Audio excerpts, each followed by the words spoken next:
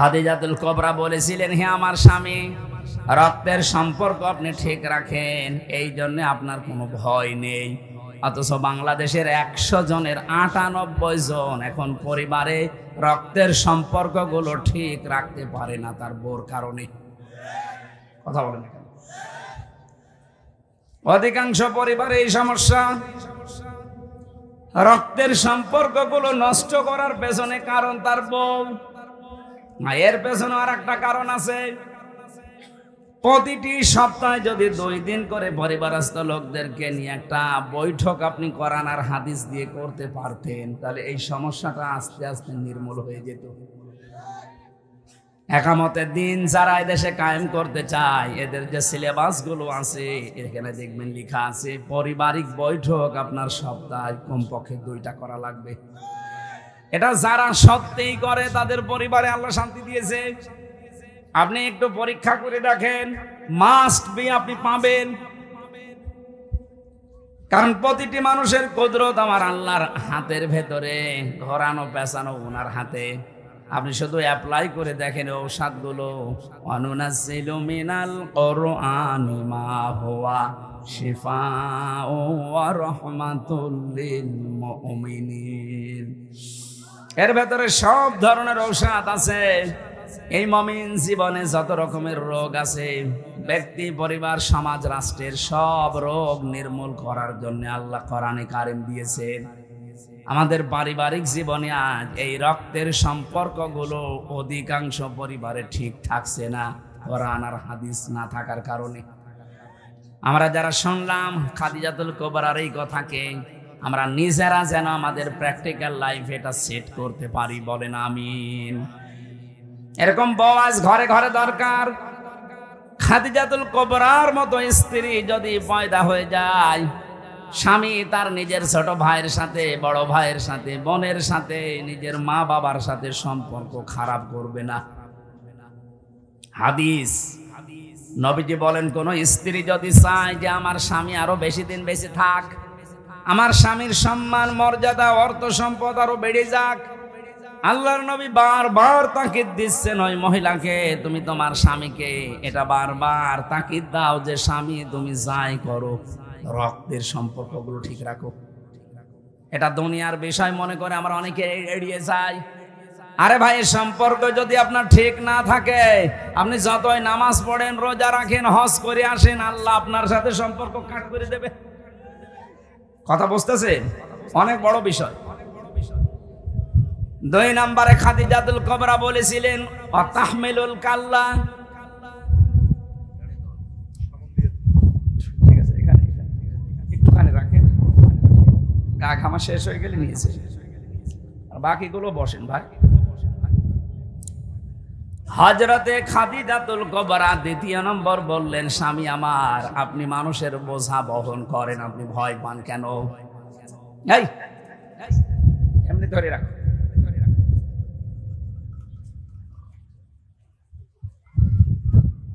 দ্বিতীয় নম্বর পয়েন্টের দিকে তাকান। স্ত্রী হিসাবে স্বামীকে শোনাচ্ছে আপনি ভয় পাবেন না। ওয়া তাহমিলুল কাল্লা, আপনি মানুষের বোঝা বহন করেন, হয় দুঃখের বোঝা, নাই ঋণের বোঝা, নাই কষ্টের বোঝা, পৃথিবীর বহু বোঝা আপনি বহন করে মানুষকে হালকা করে দেন, আপনার ভয় নেই। আর নবীর উম্মত দাবি করতো 14 বার বলে হজ করেছে। সারা বাংলাদেশে কত রকমের বোঝা দিয়ে গেল আপনি তাকান। কোটি কোটি টাকা পাচার করার মাধ্যমে দেশে বহু মানুষের উপরে এখন ঋণের বোঝা। এদেশে এখন কেউ জন্ম নিলেই তার মাথার উপরে 1 লাখ টাকা ঋণ। আপনি যে পরিবারে, সমাজে, রাষ্ট্রের জন্য 2780 জন মানুষকে বোঝা বানিয়ে দিলেন এবং 3732 জন মানুষকে হত্যা করার মাধ্যমে তামাম দুনিয়ায় আপনি গণহত্যাকারী হিসাবে পরিচিত হয়েছেন। আমরা যদি কিছু নাও বলি, অন্তত এই 3732 জন যারা জীবন হারিয়েছে তাদের মা বাবা, আত্মীয় স্বজন, ভাই বোনের কাছে আপনি মাপ পাবেন।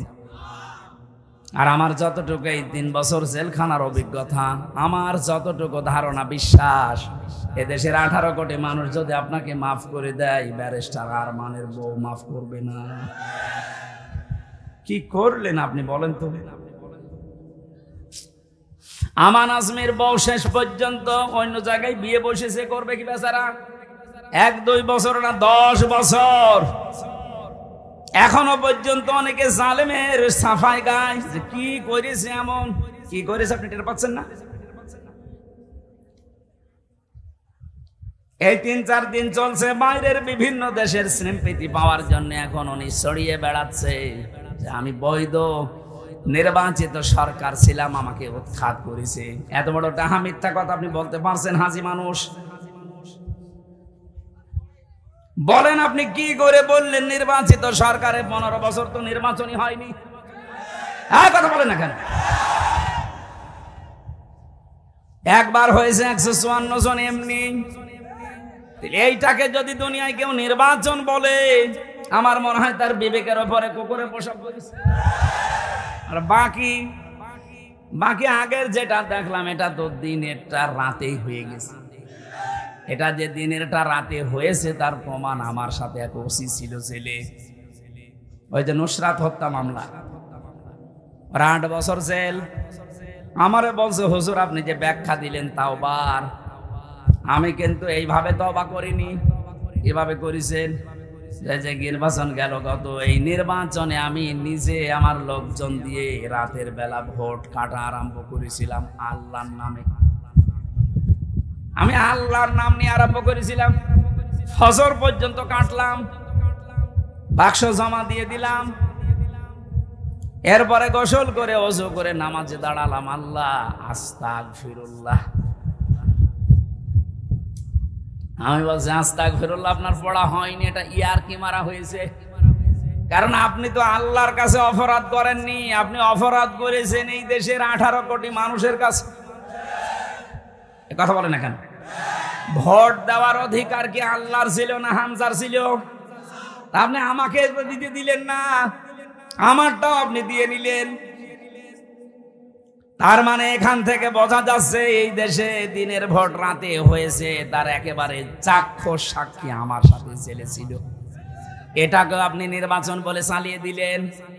এত বড় মহা দুর্নীতির সাথে যারা জড়িত, আজ 2-3 দিন চলছে 350 এমপি এবং নির্বাচন কমিশনে যে 15 জন ছিল, একজন পটল তুলেছে আর 14 জন আছে। প্রত্যেকের জায়গা জমি টাকা পয়সা হিসাব করা হচ্ছে। এমনি এগুলো হয়নি।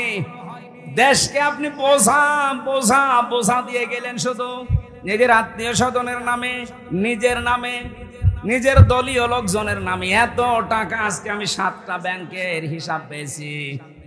শুধু দরবেশ বাবা যেটা পালাচ্ছিল দাড়ি কেটে নৌকায়, ও যদি হেলিকপ্টারও পালাতো তাও বাঁচতে পারতো, পালিয়ে গেছে নৌকায়। নৌকা তো এমনি ডুবে গেছে। 7টা ব্যাংক থেকে 36,000 কোটি টাকা ঋণ করেছে। এরকম বোঝা আপনি দিয়ে গেলেন এই দেশে। এস আলম গরু 75,000 কোটি টাকা মারিং কাটিং করেছে খালি ইসলামী ব্যাংক থেকে। ইসলামী অর্থনীতি এটা একটা ইবাদত, এটা একটা দাঁড় করিয়েছে স্ট্রাকচার, সারা পৃথিবীর ভেতর একটা মডেল, সেটাকে ধ্বংস করে দিয়েছে এই শয়তান। এই যে বিশাল পোশাকগুলো যারা দিয়ে গেলেন তারা নবীর উম্মত হতে পারেন না, কারণ নবীজি কোনোদিন মানুষকে বোঝা দেয়নি, বোঝা হালকা করে বেরিয়েছে।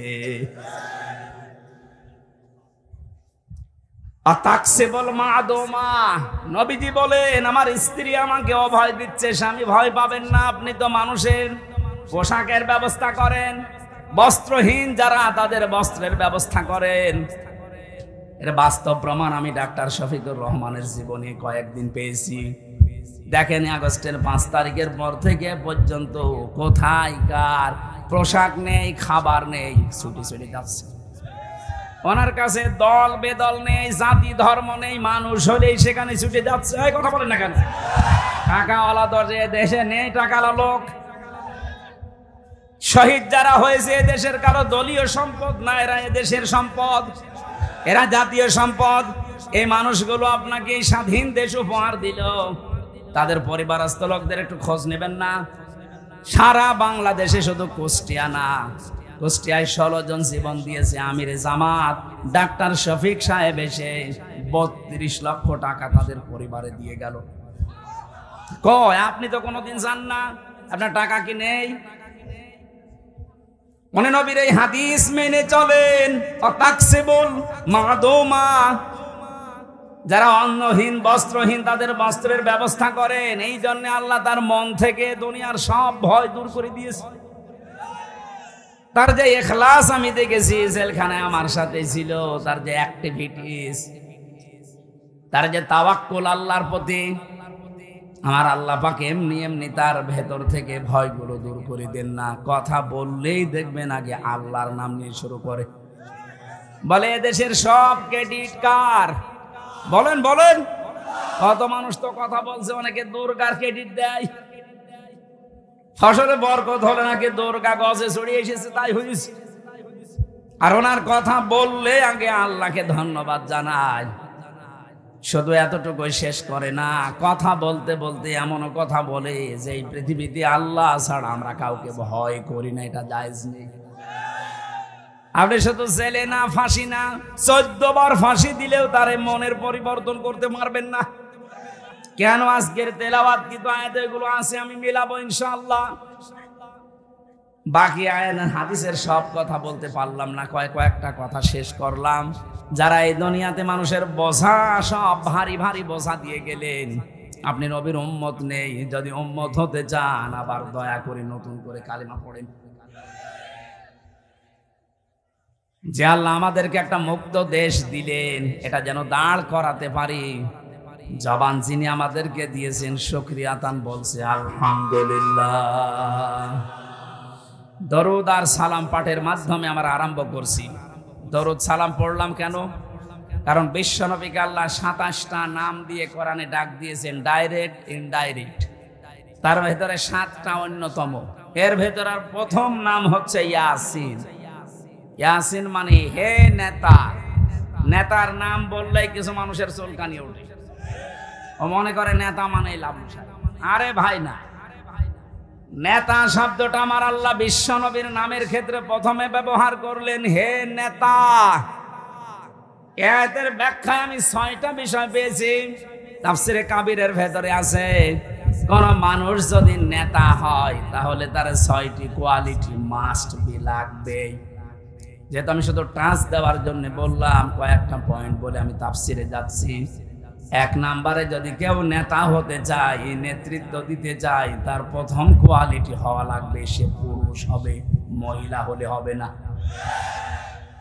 এটা মনে হয় অনেকের মাথা খারাপ হয়ে যাচ্ছে যে এ কি বলে, আমি বানিয়ে বলছি। সূরা নিসা 34 নম্বর আয়াতের প্রথম অংশে আছে, আর রিজালু কাওয়ামুনা আলান নিসা। আল্লাহ পাক বলেন পুরুষ মানুষ হবে নেতৃত্বদাতা, আর মহিলারা হবে তাদের আজ্ঞাবহ, তারা আন্ডারে থাকবে। সুতরাং এই বাংলাদেশে যারা নেতৃত্ব দিতে চান, আপনাকে পুরুষ হওয়া লাগবে। মেয়ে লোক হলে নেতা হওয়া জায়েজ নেই। আর কোন মহিলার পেছনে মুসলমানেরা থাকতে পারে না। কেন? এই আয়াতের ব্যাখ্যায় একটা হাদিস পেয়েছি, নবীজি বলেন লা ইউফলিহা কওমুন, ওই জাতি কখনো সফল হতে পারছে না, পারবে না, যে জাতির নেতৃত্বে আছে কোন মহিলা। এই 53 বছরে মনে হয় এই হাদিসের বাস্তব প্রমাণ। আমরা সফল হতে পারছি না শুধু এই কারণে। এখন যেহেতু বিদায় নিয়েছে, আর একজন মুরব্বী হয়ে গেছে, সামনে যারা আসবে তারা যেন পুরুষ। হ্যাঁ কথা বলেন। বাকি আরো কয়েকটা বলছে, একটু দেখেন। পুরুষ হলে হবে না। 2 নাম্বার কোয়ালিটি বলবো নাকি রাগ করবে আবার? 2য় নম্বর কোয়ালিটি, কোন পুরুষ নেতা হতে পারবে কিন্তু সে জালেম হতে পারবে না। এইটা আমি বানালাম। সূরা বাকারা 124 নম্বর আয়াত, ওয়াইদিবতালা ইব্রাহিমা রাব্বুহু বিকালিমাতিন ফাতাম্মাহুন্না। আল্লাহ পাক বলেন ইব্রাহিমকে আমি পদে পদে পরীক্ষা করেছিলাম। এই ফাতাম্মাহুন্নার ভেতরে আমি পেয়েছি 50টা পরীক্ষা তিনি করেছিলেন। আমাদের যিনি আসল জাতির পিতা, বানানোটা না। যিনি আসল আল্লাহর ঘোষণা দেওয়া জাতির পিতা, তিনি 50টা পরীক্ষায় উত্তীর্ণ হয়েছেন। জোরে বলেন আল্লাহু আকবার। আয়াতের তাফসিরে কাবীরের ভেতরে এসেছে ইব্রাহিম নবী আলাইহিস সালাম তিনি জাতির পিতা, আল্লাহর ঘোষণা দেওয়া। এজন্য তার সন্তানরাও জীবনে পদে পদে পরীক্ষা দেবে, ফেল বলে কোনো শব্দ নেই, পাশ করে যাবে। ইব্রাহিম নবীর সন্তান যারা, তারা ফেল করবে না পাশ করবে? বানানো জাতির পিতা আর সন্তান যারা পদে পদে ফেল করে। এটার বাস্তব প্রমাণ এই 15.5 বছর। এই 15.5 বছর এত বৈষম্যের শিকার হওয়ার পর ইব্রাহিম নবীর সন্তান যারা ছিল, দেখেন তো তারা কারো কাছে ভিক্ষার হাত পেতেছে, আত্মহত্যা করে মারা গেছে নেই। অথচ সব জায়গা থেকে তাদেরকে বঞ্চিত করে রাখা হয়েছিল যোগ্যতা থাকার পরেও। অথচ বানানো জাতির পিতার যারা সন্তান দাবি করছে, তাকান 2 মাস কয়েকদিনের ভেতরে, তারপরেও তো কিছুই করি নাই আমরা। এরপরেও তারা এই যে গতকালকে একজন অলরেডি আত্মহত্যা করে পটল তুলেছে। আমাদের যিনি জাতির পিতা ইব্রাহিম আলাইহিস সালাম মুসলমানদের, তার সন্তানও এরকম আগুনে পড়লেও আল্লাহর উপরে ভরসা ছাড়ে না। আর যারা বানানো জাতির পিতার সন্তান দাবি করেন, আমরা বুক ফুলিয়ে বলে আমরা সবাই অমুক সেনা, নাউজুবিল্লাহ। তাদের করুণ অবস্থা আরম্ভ হয়েছে। 2 মাস কয়েকদিনে যদি এই অবস্থা হয়, 1টা বছর এভাবে থাকতে দেন, এমনিতেই মরে যাবে। কয়েকদিন আগে একটা মরেছে শেরপুরের, অগ্নিকন্যা নাম ছিল, পটল তুলিস।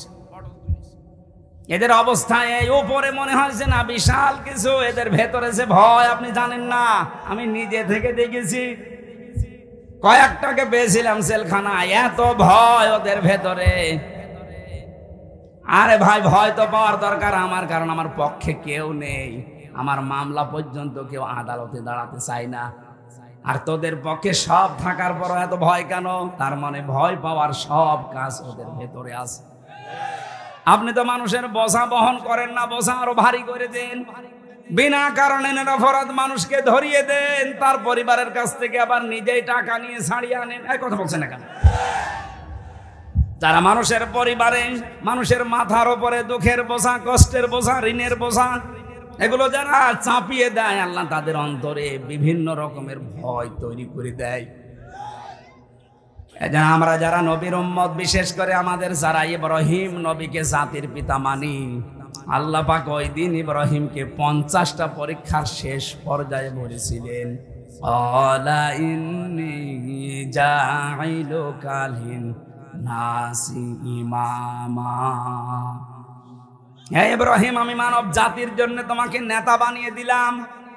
আমাদের যিনি জাতির পিতা সঙ্গে সঙ্গে বলেছিলেন, ক্বালা মিন যুররিয়াতি। হয় ইব্রাহিম, হযরত ইব্রাহিম বলেছিলেন, রব্বুল আলামিন, এই যে নেতৃত্ব দিতে পারা, নেতা হওয়ার এই কোয়ালিটি শুধু কি আমি পেলাম, নাকি কিয়ামত পর্যন্ত আমার সন্তানাদি যারা আসবে তারাও পাবে? আল্লাহ সঙ্গে সঙ্গে জবাব দিয়ে দিয়েছেন, ক্বালা লা ইয়ানালু আহদিস যালিমিন। তোমার সন্তানাদি যারা কিয়ামত পর্যন্ত আসবে তারা নেতৃত্ব দিতে পারবে, কিন্তু জালেম যারা, তাদের জন্য আমার কোনো ওয়াদা নেই। ইয়ানালু মোজারে, বর্তমান, ভবিষ্যৎ, প্রেজেন্ট, ফিউচার। আল্লাহ বলেন জালেমদের জন্য আমার কোনো ওয়াদা নেই। ইয়াতে ফি জিলালিল কোরআনে মুফাসসির বলেন, জালেম যারা, তারা জাতির নেতৃত্ব দেওয়া বৈধ না, অবৈধ। অথচ 15.5 বছরে সে যত বড় জালেম, সে তত বড় নেতা ছিল। কথা বলেন। রাজকে থেকে যেহেতু সময় পাল্টিয়েছে, সিদ্ধান্ত নেওয়া লাগবে। যারা জালেম, আমরা মুসলিম, তাদের পেছনে নেই। নেতা হওয়ার কোয়ালিটি এইটা। এটা যদি সামনে থাকে, আমার মনে হয় সামনে যারা আসবে তারাও ভয় পাবে না। জালেমের পেছনে যে দেশের 96% মুসলমানই নেই, আমারে ওখানে বসাবে কে? নেতা হওয়ার 3 নাম্বার কোয়ালিটি হচ্ছে আল্লাহ এবং রসুলকে যে মেনে চলবে, সে নেতা হতে পারবে। সূরা নিসার 59 নাম্বার আয়াত। এখন যদি বলেন যে আয়াতগুলো কেমন কেমন লাগছে, কোন হুজুর নিয়ে আসবেন, নিয়ে এসে বসিয়ে রাখেন। ইয়া আইয়ুহাল্লাযীনা আমানু আতিউল্লাহা ওয়া আতিউর রাসূলা ওয়া উলিল আমরি মিনকুম। আল্লাহর ইতাআত করো, রাসূলের ইতাআত করো, আর তোমাদের ভেতরে যারা নেতা উলিল আমর যারা তাদের মেনে চলো। এখানে আতিউ শব্দ আল্লাহ নিজের নামে রাসূলের নামে দিয়েছেন, কিন্তু উলিল আমর নেতার আগে দেননি। মুফাসসির বলেন আল্লাহ রাসূলকে মানা লাগবে, প্রশ্ন করা যাবে না, কিন্তু কোন নেতাকে মানতে হলে দেখা লাগবে আল্লাহ রাসূলকে মানে কিনা। আমি বাকিগুলো আর না বললেও আপনারা টের পেয়েছেন কাকে আপনি মানবেন। নেতা হওয়ার কোয়ালিটি এগুলো আমি কি বানালাম না কোরআনে আছে? আল্লাহ আমাদেরকে এই নেতৃত্বের গুণাবলী যাদের আছে, কোয়ালিটি আছে, তাদের মেনে চলার তৌফিক দিন। এটা কিন্তু দুনিয়ার বিষয় না, এটা ইবাদত। আজকের তেলাওয়াত কিন্তু আয়াত আপনারা দেখলেন, সূরা কাসাস 1, 2, 3 তিনটা আয়াত পড়েছি। আমরা তাফসীর আকারে কথা বলবো বলে বসলাম, আপনারা চলে যাবেন নাকি? হ্যাঁ, জবান খুলে পড়েন। আউযু বিল্লাহি মিনাশ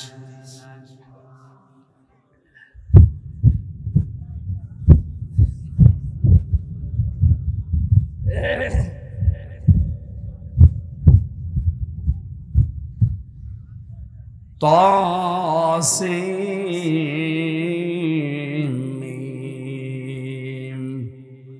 সূরা কাসাস, কাসাস মানে ঘটনা সমূহ। আল্লাহ ঘটনা সমূহ আমাদের কাছে শোনাচ্ছেন, কারণ কি? কারণ এইরকম বিষয়গুলো গত পৃথিবী তৈরি হওয়ার পর থেকে ছিল, আল্লাহ ঘটিয়েছিলেন। এখন থেকে কিয়ামত পর্যন্ত কোরআনে কারীম আমাদের সামনে থাকবে না থাকবে না? এরকম পরিস্থিতি যদি আসে আল্লাহ এই ঘটনাও ঘটাবেন, এইটাই তার প্রমাণ। এটা প্রমাণ দেওয়ার জন্য আল্লাহ এগুলো নাযিল করলেন, আমরা যেন হতাশ হয়ে না পড়ি। সূরা কাসাসের প্রথম আয়াতে আল্লাহ হারফে মুকাত্তাআত দিয়েছেন। কোন তাফসীরকারক শুধু অনুমান ভিত্তিক কিছু অর্থ দিয়েছেন, কিন্তু আসল অর্থ জানেন আল্লাহ তাআলা নিজে। বিশ্ব নবীকে হয়তো জানিয়েছেন, কিন্তু নবী আমাদেরকে বলেননি। আল্লাহ পাক এটা বলার পরে এবার আরম্ভ করছেন, তিলকা আয়াতুল কিতাবিল মুবিন। এই আয়াতগুলো এখন যা আপনাদের সামনে তেলাওয়াত করা হবে, এইটা কিন্তু ওই কিতাবের আয়াত যেটা স্পষ্ট। আল্লাহর কোরআন আমাদের কাছে অস্পষ্ট না স্পষ্ট? আমরা মুখে মুখে বলছি স্পষ্ট, কিন্তু দেশের 100 জনের 95 জন মানুষের কাছে কোরআন কারেন্ট চলে গেল না।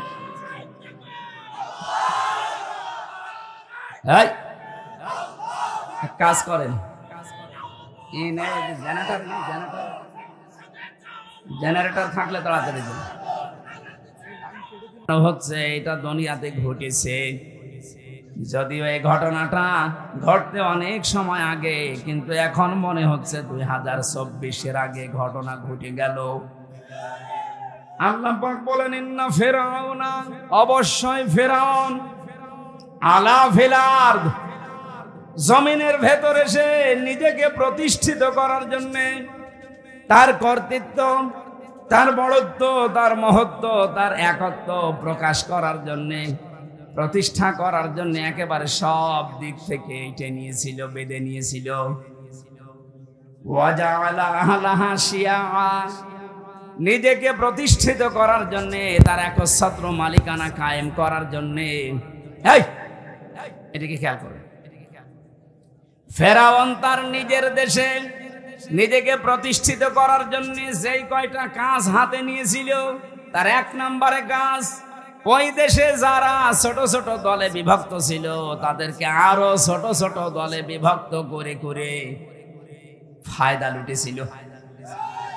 আপনি তাকান, এই 1500 বছর পর যারা এই দেশের দায়িত্বে ছিল, এই 15.5 বছরের ভেতরে ইসলাম যারা মেনে চলে, এদের ভেতরে 27টার উপরে দল। জেনারেল যারা আছে তাদের তো আরো বেশি। এই ছোটখাটো দল বিদলে বিভক্ত করে ওরা নিজেরা স্বার্থ সিদ্ধি করে এতদিন আমাদের মাথার উপরে কাঁঠাল ভেঙে খাচ্ছে। এই কর্মসূচি ছিল ফেরাউনের। কার? এটা যেন এরা গ্রহণ করে নিয়েছিল। ফেরাউন তার নিজের দেশে প্রতিষ্ঠা পাওয়ার জন্য প্রথম দলে বিদলে বিভক্ত করে আমাদেরও দেখলাম এ দেশে মানুষকে দলে বিদলে বিভক্ত করার পেছনে রাষ্ট্র কাজ করছিল। এখনো পর্যন্ত অনেকে ঐক্য যতটুকুই হচ্ছিল এটা ভেঙে দেওয়ার জন্য বিভিন্ন কায়দায় চেষ্টা চালিয়ে যাচ্ছে।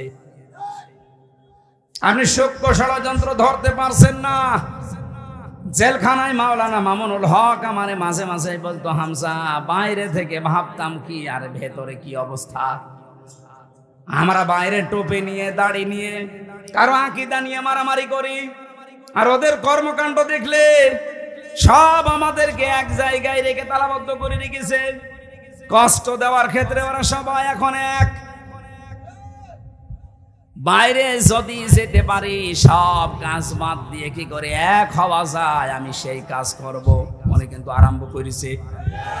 কিন্তু এখন এই 2 দিন আমরা দেখতে পাচ্ছি কিছু মানুষ এখনো পর্যন্ত দাদাদের ফাঁদে পা দিয়ে আবার এই ঐক্যটা নষ্ট করার জন্য উল্টা পাল্টা কথা বলছে। জাতির এখন সব চাইতে বড় ঐক্য দরকার। খালি ইসলামপন্থী মানুষগুলো এক হয়ে গেলে কিয়ামতের আগে দেশে আর চেয়ারে কেউ বসতে পারবে না। অথচ এইটাকে ওরা খুব ভালো করে জানে, যেন এক হতে না দেওয়া যায়। আপনি দল বিদলে বিভক্ত হন, এমন এমন দল ওরা নিজেরা টাকা পয়সা দিয়ে বানিয়ে দেয়, খালি দলের সভাপতি আর সেক্রেটারি ছাড়া কেউ নেই। আমার সাথে ইসলামপন্থী দল অনেকগুলো ছিল, শুধু সভাপতি আর সেক্রেটারি। ওখানে পেয়েছিলাম আল্লাহ দলের সভাপতি, ওর আর কেউ নেই, ওই শুধু সারা বাংলাদেশে ওই একাই। ওখানে প্রায় 27টার উপর আমি দল পেয়েছিলাম জেলখানায়, কেন্দ্রীয় কারাগারে কাশিমপুরে। যত বড় বড় শব্দ ওখানে নিয়েছে রাখে। ফেরাউনের প্রথম কৌশল কিন্তু 15.5 বছরে প্রায় ওরা সাকসেস হয়ে গিয়েছিল। যদিও এই বিজয় হওয়ার পরে এটা যারা বোঝদার মানুষ, যারা বিবেকবান মানুষ ভেঙ্গে দিয়ে এক হওয়ার চেষ্টায় আছে। হঠাৎ করে দেখছি এখন ওই বাতিলের 5টা গোলাম এতদিন যারা ছিল তারা এখন আবার উল্টা পাল্টা বকতেছে। আপনি এতদিন কোথায় ছিলেন? এতদিন আপনি মওদুদিবাদের শব্দ উচ্চারণ করেননি। এই 2 মাস হয়ে গেল কিছুই তো বলতেন না। হঠাৎ আপনাকে কিসে কামড় দিয়েছে? অবশ্য এখানে কোন ষড়যন্ত্র আছে। আরে ভাই, ইয়াহিয়া মাহমুদের নাম আমি নাম ধরেই বলছি, কারণ এটা 5টা গোলাম ছিল বাতিলের। আপনি টের পাননি? আলেমদের তালিকা করে দিত।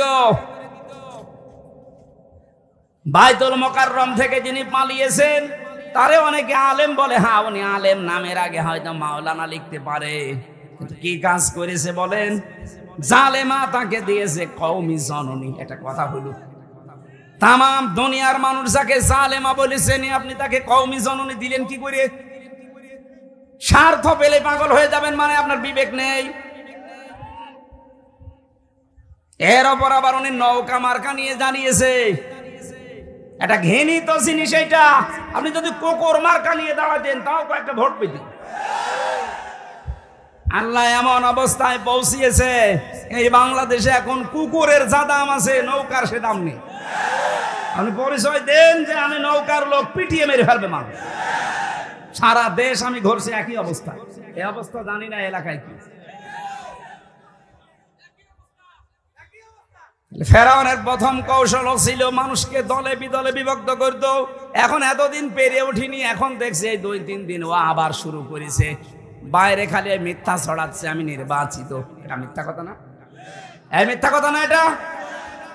সারা বাংলাদেশে মাসলুম আমরা যারা আছি, সে বিএনপি বলেন, ওই 14টা দল বাদ দিয়ে সবাই মাসলুম কম বেশি।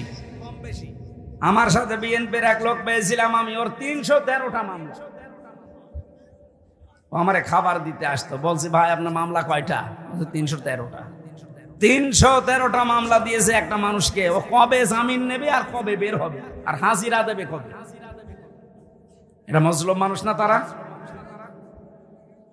আমার 2 মামলাই বছরে হাজিরা দিতে দিতে আমার শেষ হয়ে যেতাম। আর 313টা আপনার হিসাব আসে না এখনো পর্যন্ত। যদি বাংলার এই মুসলমানেরা এই স্বাধীনতা পাওয়ার পরে এখনো ছোটখাটো বিষয় নিয়ে দলে বিদলে বিভক্ত হয়, এর পেছনে অবশ্যই কোনো কিছু কাজ করছে। এটা আপনি ধরতে পারছেন না। যারা জ্ঞানী মানুষ তারা ধরে ফেলেছে। এই টুপি মাথায় দেওয়া, হাত বাঁধা, সালাম দেওয়া, জোরে আমিন বলা, এগুলো এখন বাঁধবেন। কার আকীদা কি সে আল্লাহর কাছে জবাব দেবে, আগে দেশটা বাঁচান। এখনো যদি আপনি নিজেরা এই গন্ডগোল করে আলাদা আলাদা হয়ে যান, তাহলে উহুদের পর ময়দানের মতো বিপর্যয় আসবে। প্রথম দিকে তো বিজয় এসে গিয়েছিল, সেই গনিমতের মাল কোড়ানো আরম্ভ করেছে, ওই সময় বিপদে পড়েছে। আমরা এখন দেখছি এরপরে এখন বিভিন্ন জিনিস কেউ কোড়াতে আরম্ভ করেছে। আপনি এতদিন পরে মওদুদিবাদ কোড়াচ্ছেন। এই পৃথিবীতে শ্রেষ্ঠ লেখক যে 10 জন, তার ভেতরে সৌদি আরবের একজন সালেহ আল কি যেন নাম শেষে আছে একটা উপাধি, জেলখানায় আরবি টু আরবি এই বইটা লেখা, বাংলা হয়েছে, আমি পড়েছিলাম। এই লোকটা লিখেছে তামাম পৃথিবীতে একটা গালি কেউ কেউ আরম্ভ করেছে মওদুদিবাদ, অথচ মওদুদিবাদ বলে পৃথিবীতে কোনো বাদ নেই। মওদুদি হচ্ছে আল উস্তাজ, উনি নায়েব কি আওলাদে রসুল ছিলেন, রসুলের বংশের লোক। উল্টা পাল্টা কথা তার নামে বলার আগে একটু জহব্বা সংযত করে বলবেন। কি করেছেন জীবনে আপনি ইসলামের জন্য? শুধু খেয়েছেন আর পেট মোটা করেছেন। আর তার যে অবদান, আপনি তার একটা পশমের সমানও হতে পারেন না। মানুষ হিংসা করে ওই সময় যখন তার সাথে পেরে দেয়। কথা বলছেন না কেন? হিংসা করার 7টা কারণ আছে, তার ভেতরে 1 নম্বরে যখন যার সাথে পারে না তখন তার সাথে হিংসা করে। আপনি কি করেছেন আপনি নিজের কাছে প্রশ্ন করেন তো। আপনার কোনো খেদমত আছে, অথচ তার পুরা জীবনটার দিকে তাকান। লক্ষ লক্ষ যুবকেরা তার বই পড়ার পরে ইসলাম পেয়েছে। কত অর্থ সম্পদ শুধু ইসলামী আন্দোলনের জন্য খরচ করেছে। আপনি তো 5টা টাকাও খরচ করেন না, খালি ফতোয়া দিতে আসেন আকীদা। আরে ভাই, আপনার আকীদা নিয়ে আপনি কবরে যান। উনি মারা গেছে, ওনার নিয়ে উল্টাপাল্টা কথা বলার দরকার নেই। যদি কারো বিপক্ষে কোনো কথা বলতে গিয়ে একটু মিথ্যা হয়ে যায়, আপনাকে দিয়ে আল্লাহ ওই দোষ করাবে দুনিয়ায়, তারপরে আপনার মরণ দেবে। এজন্য সংযত থাকবেন। এটা ফেরাউনের একটা চক্রান্ত। আমরা জানতে পারছি দাদা বাবুরা ওখান থেকে চক্রান্ত করে কিছু আলেমকে টার্গেট করেছে। যেহেতু 15.5 বছর ওদেরকে বসিয়ে বসিয়ে খাওয়িয়েছে, ওদেরকে দিয়ে এখন এই আলিয়া কওমি সুন্নি এদের ভেতরে লাগিয়ে এখন বলে দলে বিদলে বিভক্ত হয়। মানুষ নেই, তুই দল করে করবি কি? সারা দেশ করিয়ে তোর 5টা মানুষ হয় না। আমি এই যে কোরআন শরীফ সামনে নিয়ে বলছি, মাওলানা মামুনুল হককে ডাক দেন। উনি এই কথা আমাকে বারবার বলতো হামজা। আমি ভাবতাম কি বাইরে জামাত ইসলাম নিয়ে, ইসলামী আন্দোলন নিয়ে আর আলেমদেরকে নিয়ে, আর এখানে এরা করছে কি? উনি জান প্রাণ দিয়ে খাটছে যে আমরা সবাই এক হই না। আবার আপনারা এই 2-3 দিন আরম্ভ করেছেন, এখনো পর্যন্ত পিঠের ওপরে বাড়ি পড়েনি, তা এরকম করছে। যখন পড়বে তখন টের পাবে। 76 জন জেলে ছিল আমার সাথে। কে আপনার মামলা লড়েছে? 5টা টাকাও তো আপনার খরচ হয়নি। যারা আজ দলে বিদলে বিভক্ত করার জন্য মওদুদিবাদ ফতোয়া তুলে আলাদা করছে, তারা 5 দিনও খবর নিয়েছে আপনার। যারা খবর নিয়েছিল আজ তাদের বিরুদ্ধে ফতোয়া দিচ্ছে। বিবেকের ওপরে কি কুকুরে পোশাক করিস নাকি বিবেক মরে গেছে? আপনার মনটা এত ছোট কেন? একটু ব্রড মাইন্ডের হতে পারেন না? ন্যারো মাইন্ডের হয়ে বসে আছে। পৃথিবীর কোন নবীর মন ছোট ছিল আপনি দেখান? প্রত্যেকটা নবীর মন ছিল ব্রড মাইন্ডের, বিশাল মন ছিল তাদের। আমাকে ভুল না বুঝে উল্টা পাল্টা ধারণা না করে বিবেককে প্রশ্ন করেন। ফেরাউনের যে কাজ ছিল, এই লেডি ফেরাউনের 15.5 বছর তাই করিস। আমাদের মাথার উপরে কাঁঠাল ভেঙে ওরা খায় আর আমাদেরকে দল বেদলে বিভক্ত করে দেয়। আরে এক হওয়ার জায়গা তো কোরআন শরীফ। আপনি দেখেন তো আমি কোরআন মানি কিনা। এক হওয়ার জায়গা তো রাসূলুল্লাহ। আপনি দেখেন আমি রাসূল মানি কিনা। আপনি কোথা থেকে কোন বুজুর্গ কি বলেছে সেটা তুলে নিয়ে আসেন। ইসলাম মানতে গিয়ে দেখা লাগবে আল্লাহ কি বলেছে, রাসূল কি বলেছে। এর বাইরে যদি কারো মতামত থাকে আমি ওরে মানি না। কথা বলে না কেন? আর এই যে আলেমগুলো আশেকে রাসূলের নাম নিয়ে, সুন্নির নাম নিয়ে বিভিন্ন দরবার কেন্দ্রিক কাজ কারবার চালান। আপনি কি খেয়ে পড়াশোনা করেছেন? এলেম তো কিছু না কিছু পেয়েছেন। আপনার বিবেকে কি নাড়া দেয় না যে আমি মারা গেলে কি জবাব দেব? হ্যাঁ, আপনি উল্টা পাল্টা জিনিস নিয়ে চিল্লান, হো হো করেন, আসল জিনিসের খবর নেই। কোরআন পড়ে তো আমি আসল বিষয় এইটা পেয়েছি, আনা কিমুদ্দিন। যাই করেন দিন কায়েম করা লাগবে। আজ 53 বছরে একটা বিধান দিনের কায়েম নেই, কোনো মাথা ব্যথা আপনার নেই।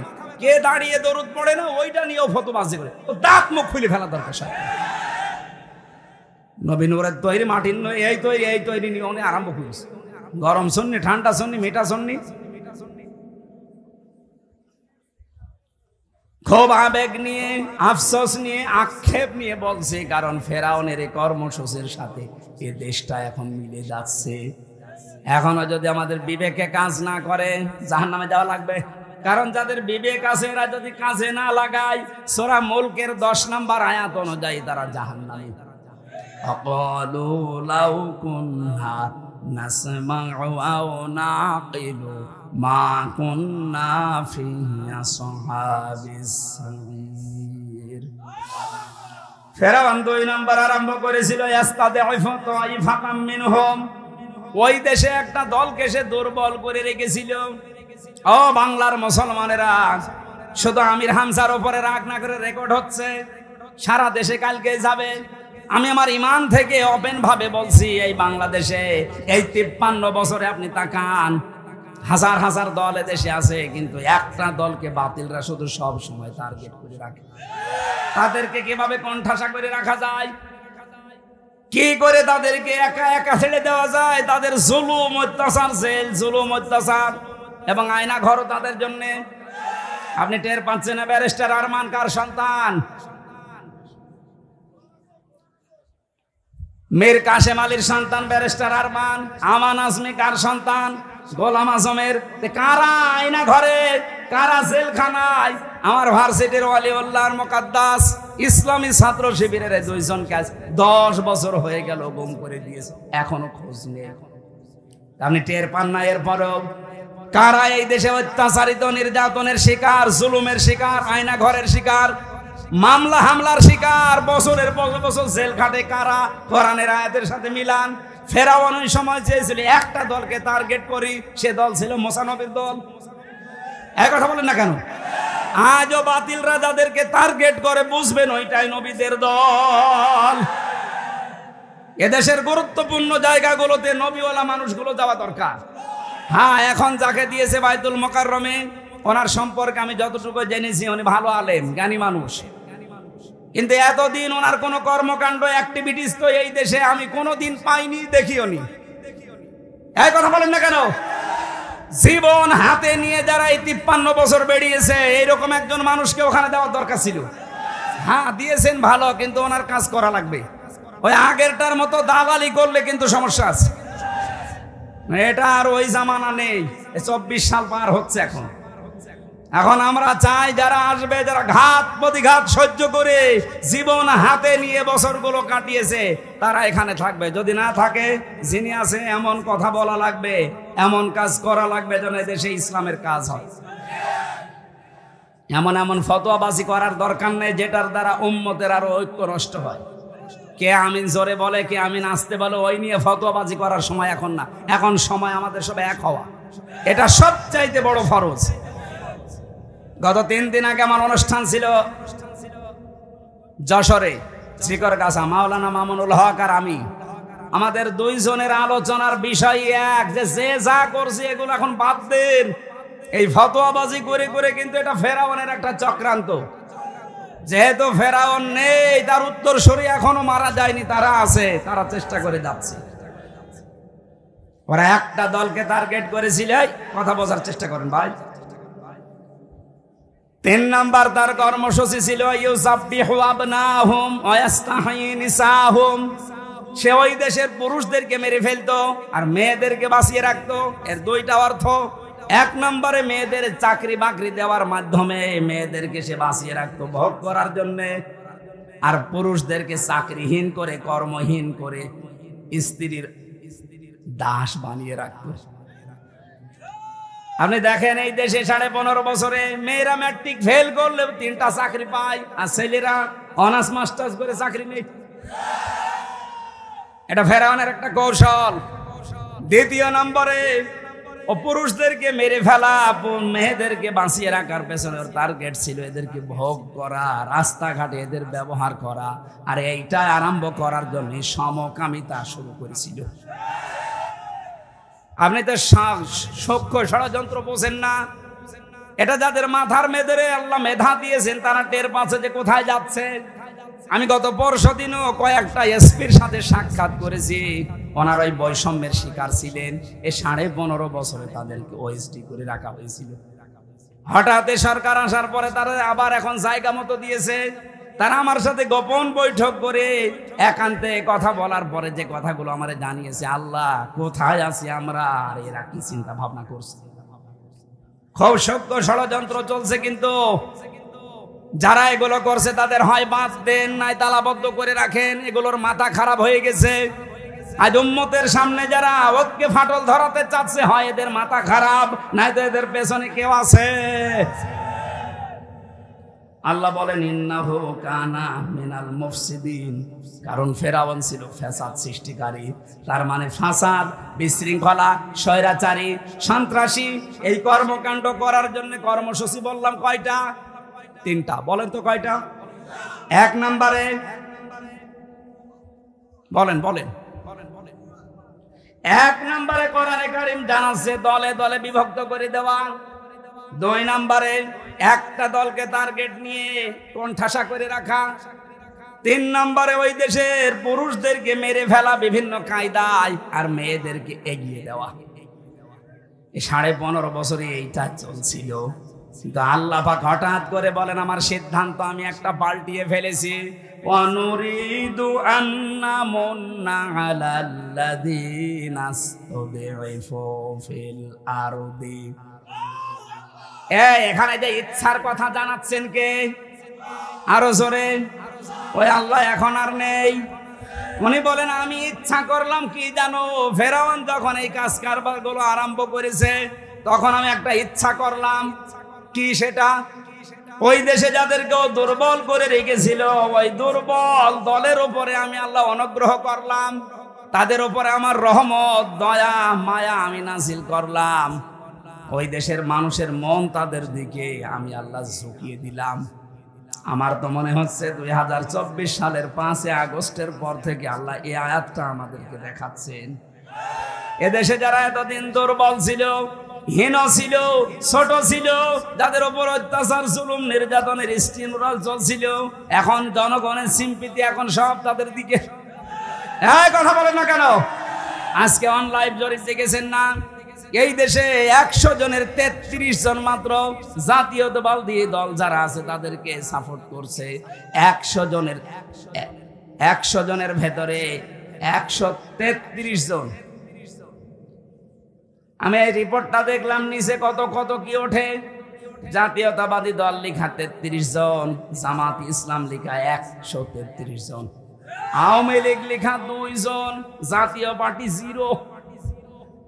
তার মানে ওরা থাকলেও এখন আর কথা বলছে না। এই 4টা দল দিয়েছে, বাকিটা আমার মোবাইলে কভার করছিল না, দেখতে পারি নাই। কোরআনের আয়াত আল্লাহ বলেন আমি সিম্পিতি তৈরি করে দেব, মানুষের মন ওই দিকে ঝোঁকাবো। আল্লাহ ঠিক ঝুঁকিয়ে দিয়েছে। কিছুই করা লাগছে না, শুধু দাওয়াত দিলেই মানুষ খাবলিয়ে খাচ্ছে। কথা বলেন না কেন? ওদেরকে আমি জাতির নেতা বানাবো, বানাচ্ছে না। সারা দেশের অবস্থা এক। এখন ইসলামপন্থী মানুষদেরকে মানুষ নেতা দেখতে চায়। ভ্যানালাকে জিজ্ঞাসা করছে কাকে চান, বলে ইসলাম যে মানে তারে চাই। জমিনের আমি আল্লাহ তাদের উত্তরাধিকারী বানিয়ে দিলাম। সামনে আমার মনে হয় আজটা দেখাবে আল্লাহ, এই জমিনটা ইসলামের হাতে তুলে দিয়ে না জাআলাহুমুল ওয়ারিসিন আল্লাহ দেখাবে। কারণ কি? এর পরের আয়াতে জবাব দিয়েছেন অনুমাক্কিনা লাহুম ফিল আরদ, জমিনে আমি তাদের শাসন ক্ষমতাও দিতে চাই। কেন জানো? ও নুরিয়া আন্না ও নুরিয়া ফিরাউনা ওয়া হামানা ওয়া জুনুদাহুমা মিনহুম মা কানু ইয়াহদারুন। আমি আল্লাহ দেখাতে চাই ফেরাউনকে, হামানকে এবং তার দলবর্তী যারা আছে তাদের সৈন্যবাহিনীকে। আমি দেখাতে চাই যে তারা যেটাকে ভয় করত সেইটাকে আমি আল্লাহ প্রতিষ্ঠা করে দিয়েছি। আপনি দেখেন সারা বাংলাদেশে এই জালেমেরা সবচাইতে বেশি ভয় পায় ইসলামপন্থীদেরকে। ইসলামপন্থীদের ভেতরে যারা সঠিক ইসলাম মানে, তাদের ইসলাম তো অনেকেই মানছে, তাহেরিও তো ইসলাম মানে। তাহেরির কোনো ভয় নেই, এবং তাহেরিকে ওরা ভয়ও করে না, কারণ জানে যে এটা আমাদের পালিত কুত্তা। কিন্তু যেটাকে ভয় করে সেটাকে আমার আল্লাহ যেন জমিনে প্রতিষ্ঠা দিয়ে দেখাতে চাচ্ছে। শিরিক বেদাত এই দেশে জারি করার পেছনে যারা দায়ী, তার ভেতরে এই সুন্নি নামধারী এই শয়তানরা উল্টা পাল্টা সুন্নত জারি করেছে। কবরে যে সেজদা দিচ্ছে, কেল্লা বাবা, ফতে বাবা, পায়খানা বাবা পর্যন্ত মানুষ ইসলামকে আজ হাসির পাত্র বানিয়ে ফেলেছে এই শয়তানগুলো। নামের শেষে উল্টা পাল্টা ডিগ্রি লাগিয়ে বিশাল আল্লামা হয়ে বসে আছে। ওর পেটে বোম মারলে যদি সূরা ইখলাস তাফসীর করে কাউকে শোনাতে পারে, আমি কথা বলবো না। আন্দাজে নামের আগে বিশাল আল্লামা লিখে, ওদের কাজই শুধু রাম আর বামদের কাছ থেকে টাকা পয়সা খেয়ে শিরিক আর বেদাত জারি করে। কখনো খপ্পড়ে পড়বেন না জালেমদের, এরা আরো বড় জালেম। যারা শিরিক করে এরা বড় জালেম। ইন্না শিরকা লা যুলমুন আযীম। যারা শিরিক করে তারা সবচাইতে ভয়ঙ্কর জুলুম করে আল্লাহর সাথে। আর এগুলো এরা চালু করছে, কবর কেন্দ্রিক, মাজার কেন্দ্রিক, বাবা কেন্দ্রিক, দরবার কেন্দ্রিক যত কিছু আছে সবগুলোর সাথে শিরিকের সম্পর্ক। আমরা আল্লাহর ওলিদের মাজার সম্মান করি, তাদের জন্য দোয়া করি, কিন্তু সেগুলো নিয়ে আমরা ব্যবসা করে খেতে চাই না। আমার জীবনের একটা আফসোস, আমার বাড়ি কুষ্টিয়া, এমন একটা জেলায় আল্লাহ আমারে পাঠিয়েছে, সারা পৃথিবীতে একটাই মাত্র জেলা যেখানে পুলিশ পাহারা দিয়ে গাঁজা খায়। হ্যাঁ, আপনার এই লালমনিরহাট কুড়িগ্রাম থেকে মানুষ যায় নিরাপদে নিশ্চিন্তে গাঁজা খাওয়ার জন্য, কারণ ওখানে পুলিশে পাহারা দিয়ে গাঁজা খাওয়াচ্ছে। আমার আফসোস এই জেলায় জন্ম নিয়ে আমি বাইরে গিয়ে মুখ পাই না এই কারণে। হ্যাঁ, আর এই বড় বড় শিরিকের বিরুদ্ধে কথা বল, আর শিরিকের আঁকড়া তোমার জেলায়, আমি করবো কি? ওগুলো তো চালু করে রেখেছিল শয়তানরা। এত মাজার ভেঙে দিল, শয়তানের মাজার ভাঙলো না কেন আল্লাহ জানে। মাজার কেন্দ্রিক যে ব্যবসাগুলো হচ্ছে এখনো, এগুলো সব ভেঙে গুড়িয়ে দেওয়া দরকার। আল্লাহর ওলিদের মাজার আপনি ওসমানের মতো কবর একেবারে সমান করে দেন, যে একটা পাথর রেখে দেন। জিজ্ঞেস করেন যারা হাসি আছে হযরত ওসমানের কবর, মসজিদে নববীর পাশে যে কবরস্থান ওখানে আছে, খালি একটা পাথর দেওয়া। সে একটা জান্নাতি মানুষ, তার কবর সমান একটা পাথর দেওয়া। আর গরু ছাগল মরে গেছে এই দেশে, কবর 3 তলা বানিয়ে বসে আছে। আল্লাহর যে ইচ্ছা, এই ইচ্ছা এখন বাস্তবে রূপ দেওয়ার সময়। আল্লাহ যেন এটা রূপ দেন। আল্লাহ বলেন অনুমাক্কিনা লাহুম ফিল আরদ, আমি জমিনে প্রতিষ্ঠা করে দেব তাদের। কেন? আমি ফেরাউনকে দেখাতে চাই। ফেরাউন আছে না, আমি হামানকে দেখাতে চাই। হামান ছিল ফেরাউনের মন্ত্রী। যারা মন্ত্রীতে ছিল এই দরবেশ বাবা সহ প্রত্যেককে আল্লাহ দেখাতে চায়। ও জনুদাহুমা, তাদের সৈন্য সমর্থন, তাদের দলীয় লোককে আমি দেখাতে চাই। কি? মিনহুম মা কানু ইয়াহদারুন, যাদেরকে ওরা ভয় পেত তাদেরকে আমি জমিনে প্রতিষ্ঠা দেব। আল্লাহ এই আয়াতটা যেন সামনে আমাদেরকে দেখান। এর সময় এসে গেছে। এই কথা বলেন না কেন? যে অবস্থা শুরু হয়েছে এখন, যদি আপনারা দলে বিদলে বিভক্ত হয়ে, বারবার মির্জা আব্বাস কয়েকদিন আগে ঘোষণা দেয়নি যে এখন যদি আপনি দেখেন দলে বিদলে বিভক্ত হওয়া, বুঝবেন ওই জালেমরা ষড়যন্ত্র করে এই দেশে আসার চেষ্টায় আছে। এটা আবার হতে দেবেন? আবার আল্লাহর কথা বলতে গেলে এরকম শয়তানদের কাছে 14 বার অনুমতি নেওয়া লাগবে। ওই পরিবেশ আমরা আর দেখতে চাই না। কথা বলেন ঠিক কিনা? এই জন্য মাজলুম আমরা যারা, সে যে দলের লোক হন, ওই 14 দল বাদ দিয়ে মাজলুম যারা, তাদের কোনো দল নেই, তারা সব এক। আরো জোরে বলেন। তারেক জিয়া সাহেবের পিএস আমার সাথে 3টা বছর ছিল, অপু ভাই। বহু সাহায্য সহযোগিতা ভেতরে আমার করেছে, কারণ ওখানে যে অবস্থা, 24 ঘন্টা ফাঁসির কন্টেম ছেলে আমার তালাবদ্ধ করে রাখতো। এ লোকটার উপকারের কথা আমি ভুলি নাই, বলবো না। আল্লাহ যেন তাকে দুনিয়া আখিরাতের সর্বোচ্চ মর্যাদা দান করেন। আমার পেছনে খাটাখাটনি করেছিল, আমার পেছনে কষ্ট স্বীকার করেছিল মাওলানা মামুনুল হক, মাওলানা সাখাওয়াত হোসেন রাজি। এদের 2 জনের অবদান আমার প্রতি বেশি। মুফতি ফখরুল ইসলাম আমার সাথেই ছিল, বহু কষ্ট স্বীকার করেছে তারা আমার জন্যে। আমি ছোট মানুষ ছিলাম তাদের সবার চাইতে। আমার বাবার বয়সী সব। মামুন সাহেবের বয়স এখন 52 আর আমি এখন 33। সাখাওয়াত ভাইয়ের বয়স এখন মনে হয় 48। মুফতি ফখরুলের বয়স এখন প্রায় 50। সব আলেমগুলো আমার সাথে ছিল। ওনাদের চিন্তা ভাবনা ভেতর থেকে সব পাল্টিয়ে গেছে। সুতরাং এখন আর কেউ যেন ষড়যন্ত্র করে দাদা বাবুদের ফাঁদে পা দেবেন না। জাতীয়তাবাদী দলে যারা আছেন তাদের উপর সম্মান রেখে বলছি, এখনো যদি আপনি এই দাদাদের ফাঁদে পা দিয়ে মৌলবাদ জিকির করেন, এই ধোয়া তুলেই তো অনেককে গুম করে রেখেছিল, এই ধোয়া তুলেই তো অনেককে জেল খাটিয়েছে, এই ধোয়া তুলে আয়না ঘর বানিয়ে পার পেয়ে গেছে। এই ধোয়া আমরা আর তুলতে চাই না। হ্যাঁ, আয়না ঘর আছে, থাক, এটা জাদুঘর হিসাবে থাকবে। তাম দুনিয়ার মানুষ বেড়াতে আসবে এখানে, আয়না ঘর দেখে যেন বোঝে যে এই দেশে একজন ফেরাউন ছিল। কষ্ট হয়েছে আজকে, কারণ আজকে অনুষ্ঠান ছিল 3টা, সে পঞ্চগড়ে একটা, এরপরে লালমনিরহাট শহরে একটা, এই জায়গায় একটা। ব্যাকওয়ার্ড জায়গা, আমি তো জানতাম না। আমারে বলেছে কালীগঞ্জ। কালীগঞ্জ ঠিক আছে, মানে এটা একেবারে শেষ। এত কষ্ট করা আসলে শরীর তো সাপোর্ট করছে না। ডায়াবেটিস খুব বেশি, 160 বা 180 প্রেশার ছিল। সেদিন রংপুরে কি অবস্থা হয়েছিল, চোখ মুখ অন্ধকার দেখছিল। 3টা বছর ওরা জেলখানার অন্ধ প্রকোষ্ঠে যা কষ্ট দিয়েছে, আল্লাহ রাব্বুল আলামিন তার দ্বীনের জন্য আমাকে যেন এই 3টা বছরের কারণে মাফ করে দেন। এই যে বোঝা দিয়ে উনি চলে গেলেন, এখন আবার মাঝে মাঝে নিজে ফোন করে বিভিন্ন জায়গায়, নিজেই রেকর্ড করে, নিজেই কল রেকর্ডগুলো এডিটিং করে আবার নিজেই ছেড়ে দেয়। হ্যাঁ, এইটাই প্রমাণ হয়ে গেছে। তাছাড়া ওনার মতো মানুষের কাছে এই দেশের কোনো মানুষ কল ব্যাক করবে বা ওর সাথে কথা বলবে, সে রুচি এ দেশে কারো আছে বলে আমার মনে হয়। কল দেয় তাও কেমন মানুষ, লালমনিরহাট জেলার কালীগঞ্জ থানায় এই নদী পার হয়ে আরো যদি ভারতের ভেতরে কোনো গ্রাম থাকে, সেখানে যিনি আছে কমিটিতে সদস্য 101 জন, ওই 101 নাম্বার সে জীবনে তার কোনো নাম শোনা যায়নি, তার কাছে নিজে কল দেয়। কত নিচে নামলে মানুষ এরকম করে আপনি জানেন? লজ্জা শরম সব ধুয়ে খেয়ে ফেলেছে। নবীজি জানিয়েছেন লজ্জা ঈমানের অঙ্গ। লজ্জা ঈমানের কি? অন্য হাদিসে আছে লজ্জা ঈমানের অর্ধেক। যার ঈমান নেই, যার লজ্জা নেই, তার ঈমানও নেই। সুতরাং এই হাদিস দ্বারা বোঝা যায় ওনার যেহেতু লজ্জা শরম নেই, তার মানে ঈমানও মনে হয়।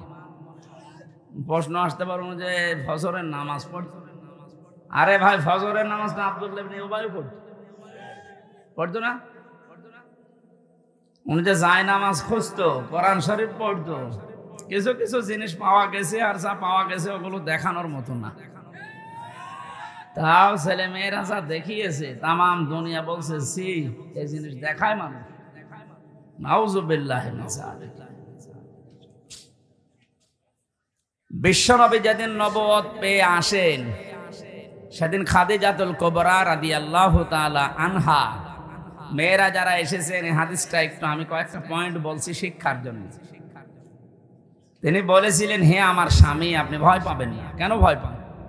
আপনি যে বলেন যে আমি ভয় পেয়েছি, আমার জীবনের ওপরে আমি আশঙ্কা করছি, না জানি আমার কোনো ক্ষতি হয়ে যায় কিনা, আমি মনে হয় আর বাঁচবো না, জাম্মিলুনি, আমাকে ঢেকে দাও।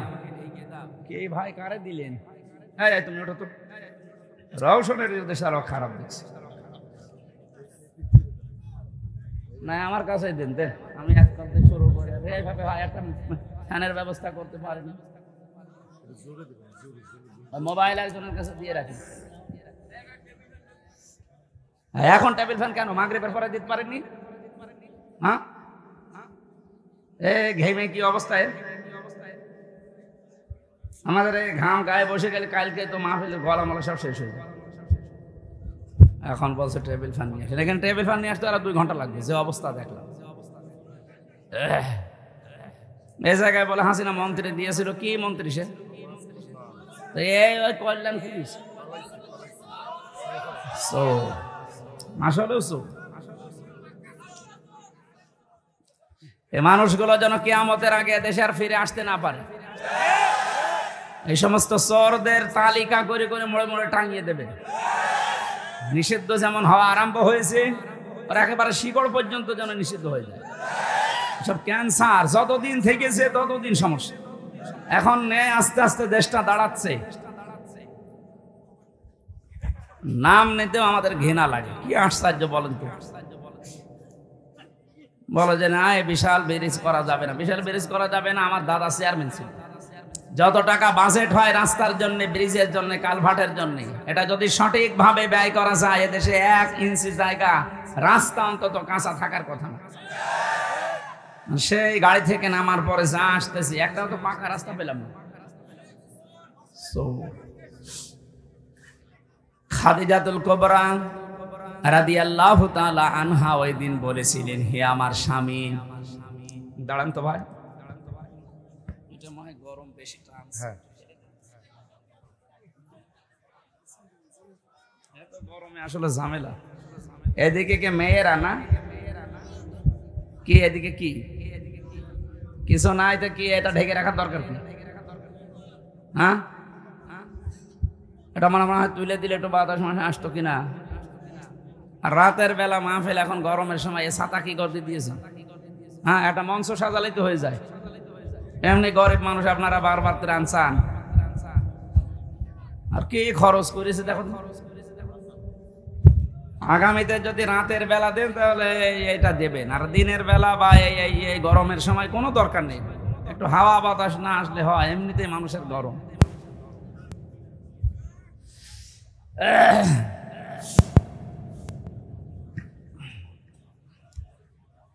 আমার ভাইরা,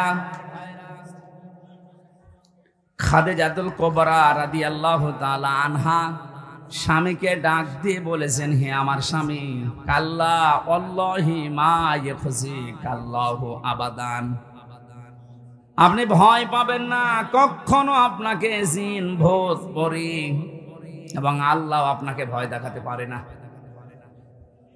তিনি এই বাক্যটা বলতে গিয়ে 2 বার আল্লাহ নাম উচ্চারণ করলেন। কাল্লা, কখনোই নয়, আল্লাহি মা ইউখজিকাল্লাহু আবাদান, আল্লাহ কখনো আপনাকে ভয় দেখাতে পারেন না। ইন্নাকা লা তাসিলুর রিহমা, কারণ আপনি রেহেমের সম্পর্কগুলো ঠিক রাখেন। বাংলার মুসলমানেরা শব্দটা যদিও ছোট্ট, আমার তো মনে হয় পুরা সাংসারিক জীবন এবং সামাজিক জীবন আল্লাহ পাক তার বান্দে হযরতে খাদিজাতুল কুবরা তার এই কথার মাধ্যমে সব প্রকাশ করে দিয়েছেন। এই যে রেহেম, এই শব্দটা খুব গুরুত্বপূর্ণ। পুরা সৃষ্টি আল্লাহ কমপ্লিট করার পর রেহেম আল্লাহর কুদরতি পা চেপে ধরেছিল। ডাক দিয়ে বলে, মাবুদ, তুমি আমার ব্যাপারে তো কিছু বললে না, আমার সম্পর্কে কিছু বলবা না, আমি কি? আল্লাহ পাক বলেন, রেহেম তোমার সাথে সম্পর্ক যারা ঠিক রাখবে, আমি আল্লাহর সাথে সম্পর্ক তাদের ঠিক থাকবে। আর তোমার সাথে যাদের সম্পর্ক কাট হয়ে যাবে, আমি আল্লাহ তাদের কেটে দেব। জোরে বলেন নাউজুবিল্লাহ। শব্দটা শুনতে যত সহজ মনে হচ্ছে, ছোট মনে হচ্ছে, এটা আমাদের পারিবারিক জীবনে আজকে এটা না থাকার কারণে পুরা পরিবারটা জাহান্নাম হয়ে গেছে। আপনি টের পেয়েছেন উনি কি বলতে চেয়েছেন? হে স্বামী, আপনি ভয় পাবেন না। আপনি ভয় পান কেন? কারণ আপনি রক্তের সম্পর্কগুলো ঠিক রাখেন। গত 4 দিন আগে আমিরে জামাত ডাক্তার শফিকুর রহমান এই শব্দটাকে বিশ্লেষণ করতে গিয়ে পারিবারিক জীবন নিয়ে এমন এমন কিছু কথা তিনি ইমোশনাল ভাবে আবেগপূর্ণ হয়ে বলেছেন, তামাম দুনিয়াতে এখন মানুষ আমার মনে হয় এই কথা বাংলা ভাষাভাষী শুনতেছে। ওনাকে যদি এর আগেও 15.5 বছরও কথা বলতে দেওয়া হতো, এমন এমন কথা আমার আল্লাহ ওনার মুখ দিয়ে বের করে দিত ওনার ইখলাসের কারণে। করবেন পরিবারে কিভাবে করবেন, এমন সুন্দরভাবে তিনি ফুটিয়ে তুলেছেন। আমার মনে হয় প্রতিটি পরিবারে ঠিক এইটা অ্যাপ্লাই করা দরকার। যোগ্য একজন অভিভাবক পেয়েছি আমরা। আল্লাহ তার হায়াতে তাজ্জেবা সিহাতে কল্লিয়া যেন দান করেন, বলেন আমিন। খাদিজাতুল কুবরা বলেছিলেন, হে আমার স্বামী, রক্তের সম্পর্ক আপনি ঠিক রাখেন, এই জন্য আপনার কোনো ভয় নেই। অথচ বাংলাদেশের 100 জনের 98 জন এখন পরিবারে রক্তের সম্পর্কগুলো ঠিক রাখতে পারে না তার বউর কারণে। কথা বলেন, অধিকাংশ পরিবারে এই সমস্যা। রক্তের সম্পর্কগুলো নষ্ট করার পেছনে কারণ তার বউ, এর পেছনে আর একটা কারণ আছে। প্রতিটি সপ্তাহে যদি 2 দিন করে পরিবারস্থ লোকদেরকে নিয়ে একটা বৈঠক আপনি কোরআন আর হাদিস দিয়ে করতে পারতেন, তাহলে এই সমস্যাটা আস্তে আস্তে নির্মূল হয়ে যেত। একামতের দিন যারা এদেশে কায়েম করতে চায়, এদের যে সিলেবাস গুলো আছে এখানে দেখবেন লেখা আছে পারিবারিক বৈঠক আপনার সপ্তাহে কমপক্ষে 2টা করা লাগবে। এটা যারা সত্যিই করে তাদের পরিবারে আল্লাহ শান্তি দিয়েছে। আপনি একটু পরীক্ষা করে দেখেন, মাস্ট বি আপনি পাবেন। কারণ প্রতিটি মানুষের কুদরত আমার আল্লাহর হাতের ভেতরে, ঘোরানো পেঁচানো ওনার হাতে। আপনি শুধু অ্যাপ্লাই করে দেখেন ঔষধগুলো। অনুনাজ্জিলু মিনাল কুরআনি মা হুয়া শিফাউ ওয়া রাহমাতুল লিল মুমিনিন। এর ভেতরে সব ধরনের ঔষধ আছে। এই মুমিন জীবনে যত রকমের রোগ আছে, ব্যক্তি, পরিবার, সমাজ, রাষ্ট্রের সব রোগ নির্মূল করার জন্য আল্লাহ কোরআনে কারিম দিয়েছেন। আমাদের পারিবারিক জীবনে আজ এই রক্তের সম্পর্কগুলো অধিকাংশ পরিবারে ঠিক থাকছে না, কোরআন আর হাদিস না থাকার কারণে। আমরা যারা শুনলাম খাদিজাতুল কুবরার এই কথাকে, আমরা নিজেরা যেন আমাদের প্র্যাকটিক্যাল লাইফ এটা সেট করতে পারি, বলেন আমিন। এরকম বউ আজ ঘরে ঘরে দরকার। খাদিজাতুল কুবরার মতো স্ত্রী যদি পয়দা হয়ে যায়, স্বামী তার নিজের ছোট ভাইয়ের সাথে, বড় ভাইয়ের সাথে, বোনের সাথে, নিজের মা বাবার সাথে সম্পর্ক খারাপ করবে না। হাদিস নবীজি বলেন, কোন স্ত্রী যদি চায় যে আমার স্বামী আরো বেশি দিন বেঁচে থাক, আমার স্বামীর সম্মান, মর্যাদা, অর্থ সম্পদ আরো বেড়ে যাক, আল্লাহর নবী বারবার তাকিদ দিচ্ছেন ওই মহিলাকে, তুমি তোমার স্বামীকে এটা বারবার তাকিদ দাও যে স্বামী তুমি যাই করো রক্তের সম্পর্কগুলো ঠিক রাখো। এটা দুনিয়ার বিষয় মনে করে আমরা অনেকে এড়িয়ে যাই। আরে ভাই, সম্পর্ক যদি আপনার ঠিক না থাকে, আপনি যতই নামাজ পড়েন, রোজা রাখেন, হজ করে আসেন, আল্লাহ আপনার সাথে সম্পর্ক কাট করে দেবে। কথা বুঝতেছেন? অনেক বড় বিষয়। 2 নম্বরে খাদিজাতুল কুবরা বলেছিলেন অতাহমিলুল কাল্লা। ঠিক আছে, এখানে একটুখানি রাখেন, গা ঘামা শেষ হয়ে গেলে নিয়েছে, আর বাকিগুলো বসেন ভাই। হযরতে খাদিজাতুল কুবরা 2 নম্বর বললেন, স্বামী আমার, আপনি মানুষের বোঝা বহন করেন, আপনি ভয় পান কেন? এই এমনি ধরে রাখো।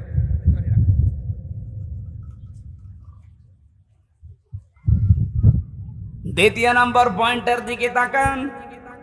স্ত্রী হিসাবে স্বামীকে শোনাচ্ছে আপনি ভয় পাবেন না। ওয়া তাহমিলুল কাল্লা, আপনি মানুষের বোঝা বহন করেন, হয় দুঃখের বোঝা, নাই ঋণের বোঝা, নাই কষ্টের বোঝা, পৃথিবীর বহু বোঝা আপনি বহন করে মানুষকে হালকা করে দেন, আপনার ভয় নেই।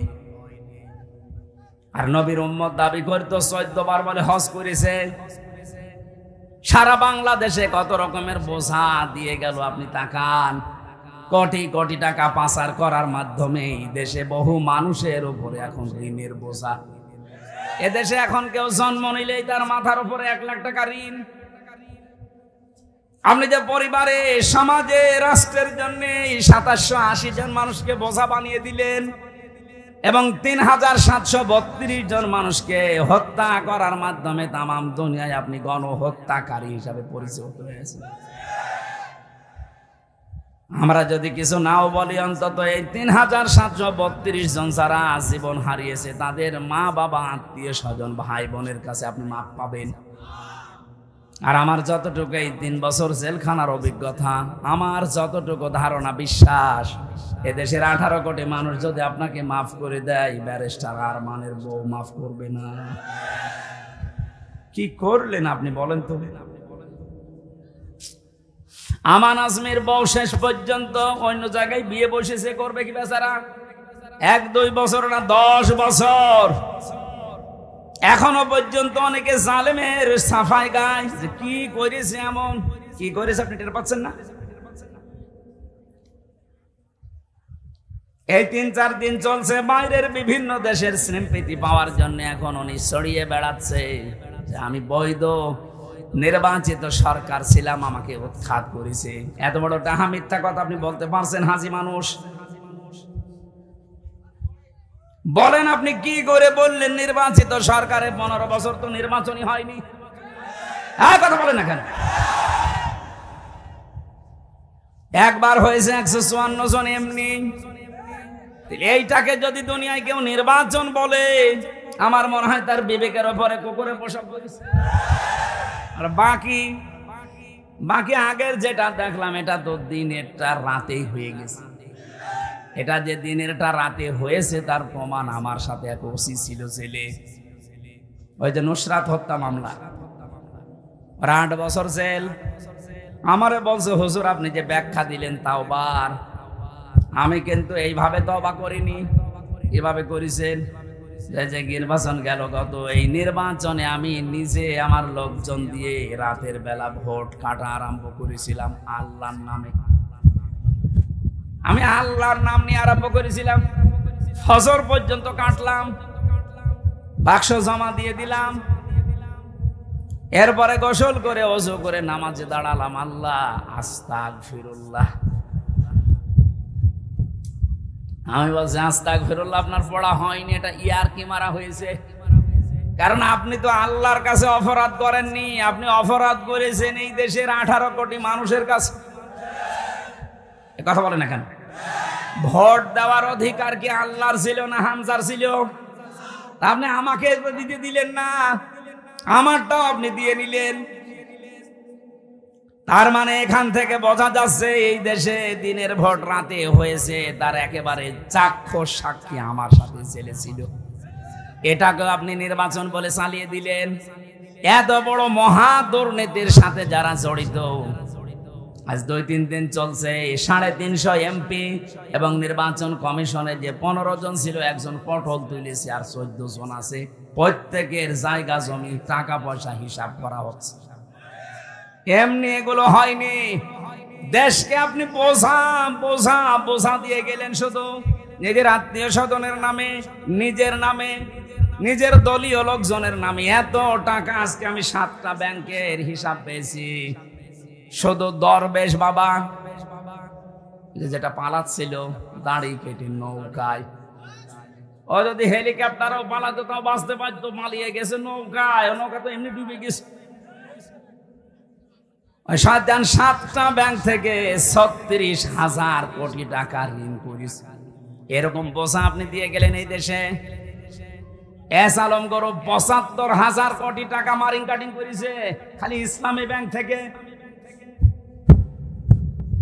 ইসলামী অর্থনীতি এটা একটা ইবাদত, এটা একটা দাঁড় করিয়েছে স্ট্রাকচার, সারা পৃথিবীর ভেতর একটা মডেল, সে তাকে ধ্বংস করে দিয়েছে এই শয়তান। এটা বিশাল পোশাকগুলো যারা দিয়ে গেলেন তারা নবীর উম্মত হতে পারেন না, কারণ নবীজি কোনোদিন মানুষকে বোঝা দেয়নি, বোঝা হালকা করে বেরিয়েছে।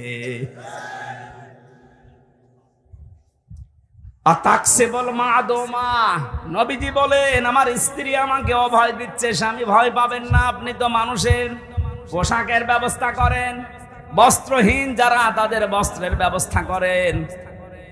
এর বাস্তব প্রমাণ আমি ডাক্তার শফিকুর রহমানের জীবনে কয়েকদিন পেয়েছি। দেখেন আগস্টের 5 তারিখের পর থেকে পর্যন্ত কোথায় কার পোশাক নেই, খাবার নেই, ছুটি চলে যাচ্ছে। ওনার কাছে দল বেদল নেই, জাতি ধর্ম নেই, মানুষ হলেই সেখানে ছুটে যাচ্ছে। কথা বলেন না কেন? টাকাওয়ালা দরে দেশে নেই, টাকাওয়ালা লোক। শহীদ যারা হয়েছে এদেশের কারো দলীয় সম্পদ না, এরা এদেশের সম্পদ, এরা জাতীয় সম্পদ। এই মানুষগুলো আপনাকে স্বাধীন দেশ উপহার দিল, তাদের পরিবারস্থ লোকদের একটু খোঁজ নেবেন না? সারা বাংলাদেশে শুধু কুষ্টিয়া না, কুষ্টিয়ায় 16 জন জীবন দিয়েছে আমিরে জামাত ডাক্তার শফিক সাহেব এসে 32 লক্ষ টাকা তাদের পরিবারে দিয়ে গেল। কয় আপনি তো কোনোদিন যান না, আপনার টাকা কি নেই? মনে নবীর এই হাদিস মেনে চলেন। তাকসিবুল মাদুমা, যারা অন্নহীন বস্ত্রহীন তাদের বস্ত্রের ব্যবস্থা করেন। এই জন্য আল্লাহ তার মন থেকে দুনিয়ার সব ভয় দূর করে দিয়েছে। তার যে ইখলাস আমি দেখেছি জেলখানায় আমার সাথে ছিল, তার যে অ্যাক্টিভিটিস, তার যে তাওয়াক্কুল আল্লাহর প্রতি, আমার আল্লাহ পাক এমনি এমনি তার ভেতর থেকে ভয়গুলো দূর করে দেন না। কথা বললেই দেখবেন আগে আল্লাহর নাম নিয়ে শুরু করে। বলে এদেশের সব ক্রেডিট কার? বলেন বলেন, কত মানুষ তো কথা বলছে, অনেকে দুর্গার ক্রেডিট দেয়। ফসলে বরকত হলে নাকি দুর্গা গজে ছড়িয়ে এসেছে, তাই হয়েছে। আর ওনার কথা বললে আগে আল্লাহকে ধন্যবাদ জানায়। শুধু এতটুকুই শেষ করে না, কথা বলতে বলতে এমনও কথা বলে যে এই পৃথিবীতে আল্লাহ ছাড়া আমরা কাউকে ভয় করি না, এটা জায়েজ নেই। আপনি শুধু জেলে না, ফাঁসি না, 14 বার ফাঁসি দিলেও তার মনের পরিবর্তন করতে পারবেন না। কেন? আজকের তেলাওয়াত কিন্তু আয়াতে এগুলো আছে, আমি মিলাবো ইনশাআল্লাহ। বাকি আয়াত হাদিসের সব কথা বলতে পারলাম না, কয়েকটা কথা শেষ করলাম। যারা এই দুনিয়াতে মানুষের বোঝা সব ভারী ভারী বোঝা দিয়ে গেলেন, আপনি নবীর উম্মত নেই, যদি উম্মত হতে চান আবার দয়া করে নতুন করে কালিমা পড়েন। যে আল্লাহ আমাদেরকে একটা মুক্ত দেশ দিলেন, এটা যেন দাঁড় করাতে পারি। জবান যিনি আমাদেরকে দিয়েছেন শুকরিয়াতান বলছে আলহামদুলিল্লাহ। দরুদ আর সালাম পাঠের মাধ্যমে আমরা আরম্ভ করছি। দরুদ সালাম পড়লাম কেন? কারণ বিশ্বনবীকে আল্লাহ 27টা নাম দিয়ে কোরআনে ডাক দিয়েছেন, ডাইরেক্ট ইনডাইরেক্ট। তার ভেতরে 7টা অন্যতম। এর ভেতরে প্রথম নাম হচ্ছে ইয়াসিন। ইয়াসিন মানে হে নেতা। নেতার নাম বললেই কিছু মানুষের চুলকানি ওঠে, ও মনে করে নেতা মানে লাভ। আরে ভাই না, নেতা শব্দটা আমার আল্লাহ বিশ্ব নবীর নামের ক্ষেত্রে প্রথমে ব্যবহার করলেন, হে নেতা। এর ব্যাখ্যায় আমি 6টা বিষয় পেয়েছি। তাফসিরে কাবিরের ভেতরে আছে, কোন মানুষ যদি নেতা হয় তাহলে তার 6টি কোয়ালিটি মাস্ট বি লাগবে। যেহেতু আমি শুধু টাচ দেওয়ার জন্য বললাম, কয়েকটা পয়েন্ট বলে আমি তাফসিরে যাচ্ছি। 1 নম্বরে যদি কেউ নেতা হতে চায়, নেতৃত্ব দিতে চায়, তার প্রথম কোয়ালিটি হওয়া লাগবে সে পুরুষ হবে, মহিলা হলে হবে না। এটা মনে হয় অনেকের মাথা খারাপ হয়ে যাচ্ছে যে এ কি বলে, আমি বানিয়ে বলছি। সূরা নিসা 34 নম্বর আয়াতের প্রথম অংশে আছে, আর রিজালু কাওয়ামুনা আলান নিসা। আল্লাহ পাক বলেন পুরুষ মানুষ হবে নেতৃত্বদাতা, আর মহিলারা হবে তাদের আজ্ঞাবহ, তারা আন্ডারে থাকবে। সুতরাং এই বাংলাদেশে যারা নেতৃত্ব দিতে চান, আপনাকে পুরুষ হওয়া লাগবে। মেয়ে লোক হলে নেতা হওয়া জায়েজ নেই। আর কোন মহিলার পেছনে মুসলমানেরা থাকতে পারে না। কেন? এই আয়াতের ব্যাখ্যায় একটা হাদিস পেয়েছি, নবীজি বলেন লা ইউফলিহা কওমুন, ওই জাতি কখনো সফল হতে পারছে না, পারবে না, যে জাতির নেতৃত্বে আছে কোন মহিলা। এই 53 বছরে মনে হয় এই হাদিসের বাস্তব প্রমাণ।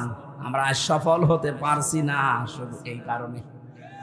এখন যেহেতু বিদায় নিয়েছে আর একজন মুরব্বী হয়ে গেছে, সামনে যারা আসবে তারা যেন পুরুষ।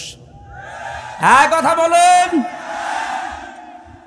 বাকি আরো কয়েকটা বলছে, একটু দেখেন। পুরুষ হলে হবে না। 2 নাম্বার কোয়ালিটি বলবো নাকি রাগ করবে এরা? 2 নম্বর কোয়ালিটি, কোন পুরুষ নেতা হতে পারবে কিন্তু সে জালেম হতে পারবে না। এইটা আমি বানালাম। সূরা বাকারা 124 নম্বর আয়াত, ওয়াইদিবতালা ইব্রাহিম রাব্বুহু বিকালিমাতিন ফাতাম্মাহুন্না। আল্লাহ পাক বলেন ইব্রাহিমকে আমি পদে পদে পরীক্ষা করেছিলাম। এই ফাতাম্মাহুন্নার ভেতরে আমি পেয়েছি 50টা পরীক্ষা তিনি করেছিলেন। আমাদের যিনি আসল জাতির পিতা, বানানোটা না, যিনি আসল আল্লাহর ঘোষণা দেওয়া জাতির পিতা, তিনি 50টা পরীক্ষায় উত্তীর্ণ হয়ে। আমার কণ্ঠ আর মাইক চারিদিকে তাকিয়ে আমি শেষ করে দিচ্ছি। 10টার পরে আমার ঘুমানোর কথা, 11টা বাজতেছে। আল্লাহুম্মা আমিন। লা ইলাহা ইল্লা আনতা সুবহানাকা ইন্নী কুনতু মিনাজ জালিমিন। রব্বুল